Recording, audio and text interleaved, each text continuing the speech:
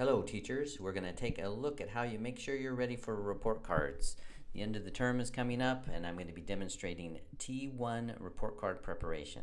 So here I go into my PowerSchool Pro. This is where I do my grades. I'm going to go to grading. I like to start with the score sheet. This is my preference because I get a good overview of the assignments, the scores on the assignments, and what the overall grade is. Right here where it says grade, that's what's reported on the report card. So you need to know you have control over that. Always start by looking through your grades and make sure there's not some funny number in there that just doesn't make sense. That can be caused by a bad calculation set in your traditional grades calculations, or by maybe a missing or a special character, or too many numbers or too little numbers in one of your assignments. So if you see something funny in there, take the time to go back and check these things. Okay? If you see for mine, I have two assignments and they scored a 9 and an 8, and the overall average is 85. That makes sense, so that's perfect. So I'm going to double click on that area, and then a window opens to the right. You have two sections there, the grading section and the comment section. Okay? In the grading section, you can manually override that 85. For example, if the student really made excellent progress in the last part of this trimester, and I believe that they should be scoring a 90, they demonstrated really great knowledge and great growth, I'm going to put a 90 and 90 in there, and if I click save, their score is now 90 instead of 85.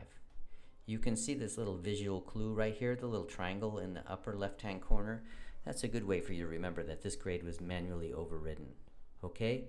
To take that off, you just go back to the grade calculations and do this little arrow. It's like a refresh or reset, and you'll see it switches back to 85. I click save again.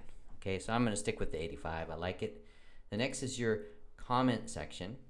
So here you have a comment bank if you click on the bottom, and I'm just going to pick a couple random comments, put them in. Of course, you can type in this area too. Justin has sent out some things in the twist that have a little more details on what kind of comments we're trying to go for, but it's pretty straightforward. We've got that. I'm going to click save. And a couple things to look at. If you see the little icon showed up here that has like a text bubble here, that means I've added a comment. So it's a good reminder. You can quickly look through your grades and make sure you got a comment in for everybody. So once you make sure you're happy with the grade, you have a comment in, you're ready for report cards. Okay?